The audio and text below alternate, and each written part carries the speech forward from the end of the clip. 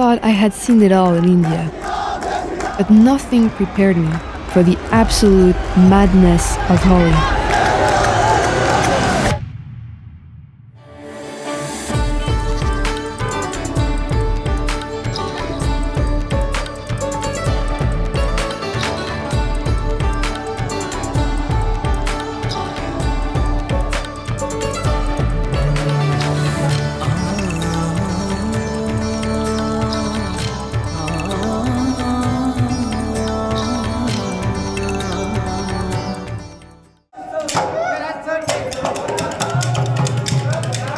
So I was back in India, pretty confident, as I was already used to a lot of things.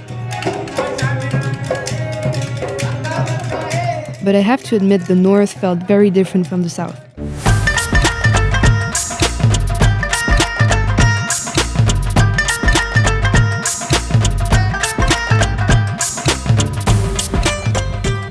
Jaipur has this unique way of making you feel both on edge and at peace, balancing the chaos of the streets with the harmony of its stunning architecture.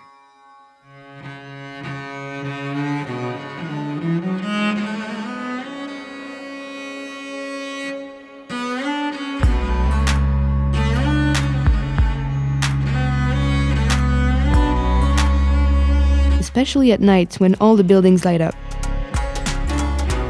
Almost everything I saw wasn't planned, I was just riding around in a rickshaw, which tells you something about how many hidden gems the Pink City has. After a week there, I headed to Mathura, where I planned to spend Holi, the great festival of colors. And now is a good time for a disclaimer. Holi is not safe for women, especially not in Mathura. I felt it in my gut as soon as I arrived at the train station. So if you're a female solo traveler during Holi, please never stay alone. Go with male friends, preferably Indian if possible. Since I was already in Mathura alone, I reached out to my Indian friends to see if they knew anyone there. And that's how I met many, who came to the rescue and became my bodyguard on that first day. Mathura is the birthplace of Lord Krishna, so as you can imagine, it holds immense religious significance and is the most intense and crowded place to be during Holi.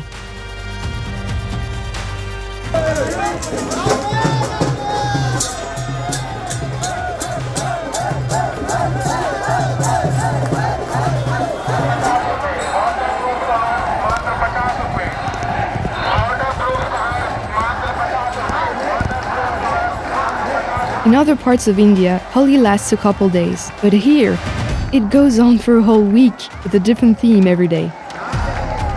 Although people celebrate in the streets, the real action happens inside the temples. And I'm not gonna lie, the first time I went in, I genuinely thought I was gonna die.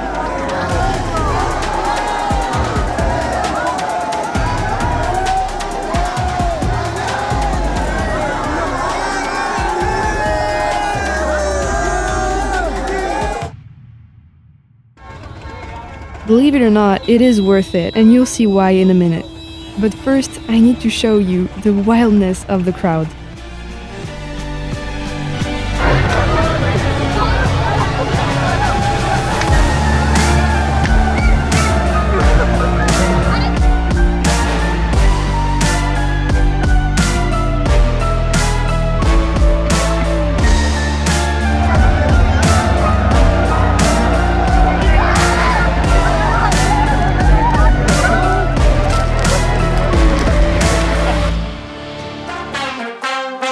So this is how the festivities kick off in Vrindavan. Women hit men with sticks. It's about the only time women aren't the target, and I have to say, I enjoyed that part of Holi a lot. Apparently it reenacts an episode from Krishna's life. Of course, it is all done in good fun. So we were off to a good start, and the next 5 days were equally crazy. And it wasn't just the events that made it special.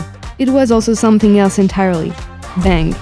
It's an edible preparation of weed which has been used since 1,000 years before Christ. Just don't drink too much and you'll be fine, although it is easy to get carried away. I guess it explains part of the magic of Holi. But the other part, I can't explain it. That overwhelming intensity of the crowd. Everything happening so fast and yet so slow, as if the world was ending in a celebration of life, with all its vibrant colors.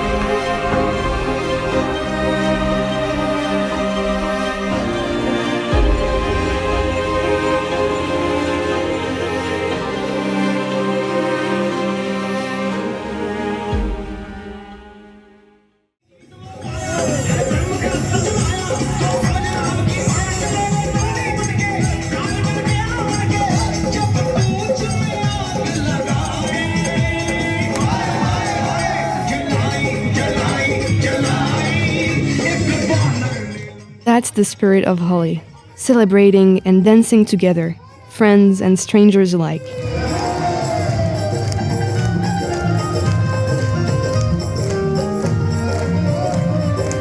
Frankly, I've never seen people party like the Indians. But once again, if you're a foreigner, be aware that you'll get a lot of unwanted attention, and you have to stand your ground, even if it means saying no 1,000 times.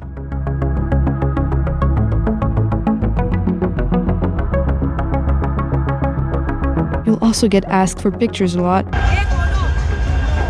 And once you start accepting, it can literally cause a frenzy.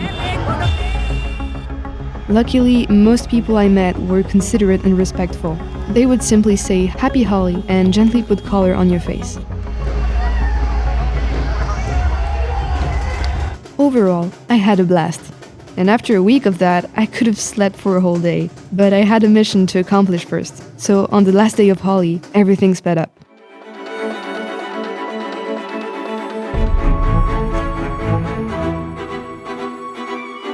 First, I went to see the Taj Mahal at dawn. It was breathtaking. I won't even try to show you poor videos of it. It wouldn't do it justice, and it's something to see with your own eyes once in your life anyway. Then I rushed back to my hostel. I finally freshened up and said my goodbyes to everyone except Sandeep, who decided to tag along. We had to get to Himachal Pradesh, but our bus just never came, so we had to hop on a random bus on the highway. Once in Delhi, we rushed to get a night bus and made it just in time. And 24 hours after seeing one of the 7 world wonders, at the break of a new dawn, I saw the Himalayas for the first time. I was headed there to interview Jetsunma Tenzin Palmo, a remarkable woman who spent 12 years meditating in a cave in the Himalayas and has since become a powerful advocate for women in Buddhism.